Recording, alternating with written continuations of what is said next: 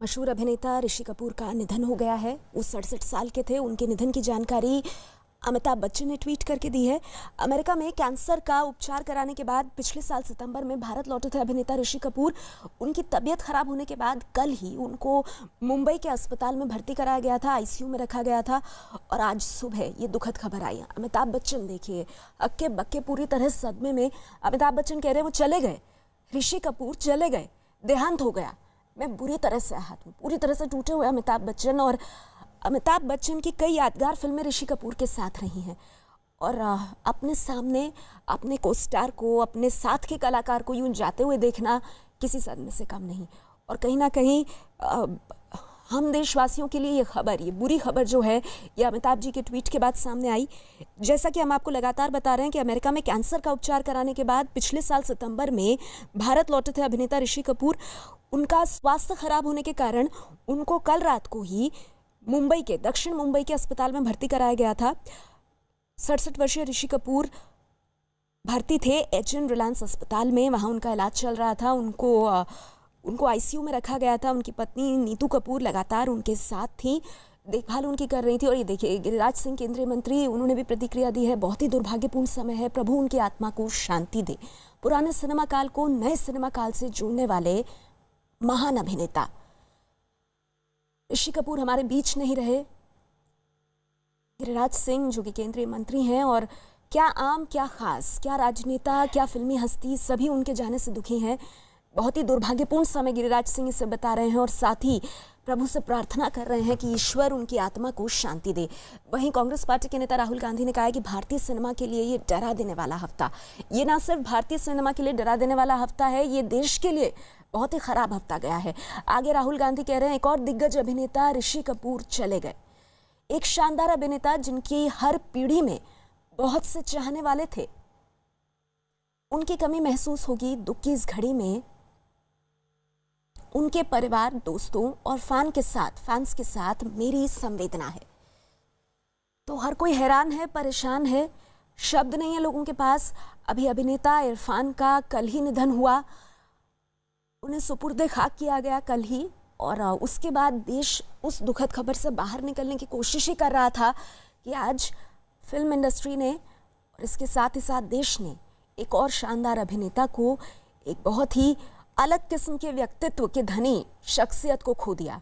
तो कल इरफान और आज ऋषि कपूर दोनों ही कैंसर से लड़े। दोनों को ही आप फाइटर्स कह सकते हैं, क्योंकि इरफान खान को 2 साल पहले, अभिनेता इरफान को 2 साल पहले पता चला था कि उनको कैंसर है, और वो भी ब्रेन का एक ऐसा ट्यूमर है जो काफ़ी दुर्लभ है। उससे वो लड़े। कुछ दिनों पहले उनकी माँ का इंतकाल हुआ और उसके बाद इरफान भी कल हम सब से अलविदा लेकर चले गए।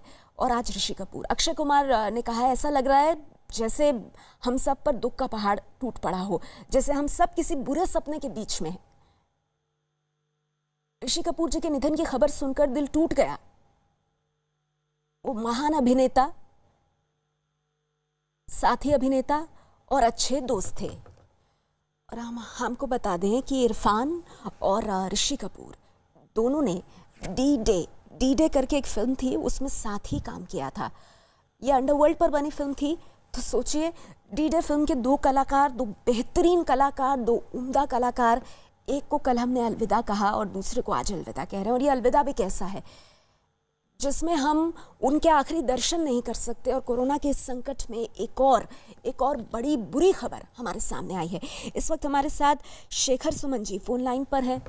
शेखर जी, कैसे याद करेंगे ऋषि कपूर को? अभी अभिनेता इरफान के दुख से बाहर नहीं निकले थे, ये एक नया दुखों का पहाड़।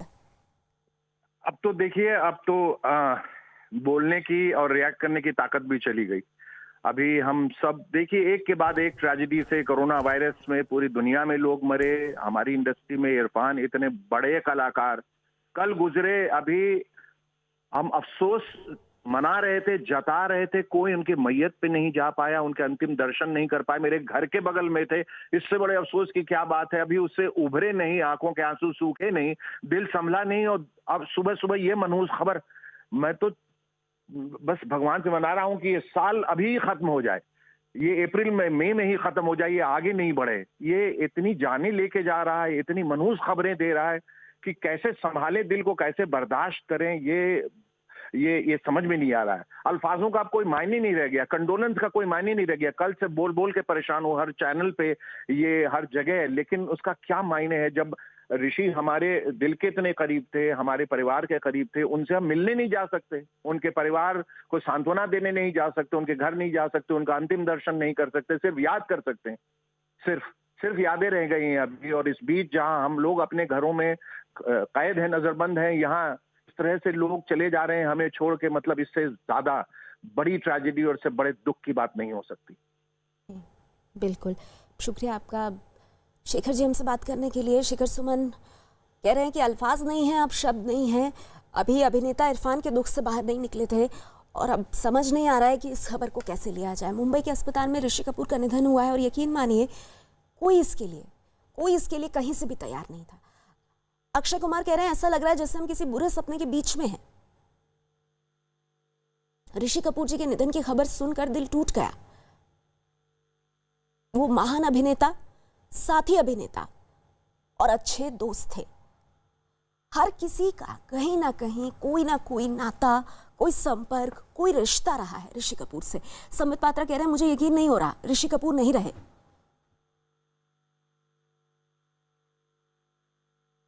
तो इस तरह से अलग अलग जगह से प्रतिक्रियाएं आ रही हैं और 67 साल की उम्र में, ये देखा जाए तो कोई उम्र भी नहीं है जाने की, लेकिन कैंसर से जूझ रहे थे।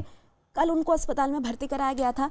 हालांकि ऋषि कपूर जो सबसे खराब दौर था कैंसर का, उससे लड़कर बाहर आए थे। विदेश में उन्होंने अपना इलाज करवाया था, वो वापस आए थे, उनका इलाज चल जरूर रहा था, लेकिन कोई ये सोच नहीं सकता था कि ऋषि कपूर के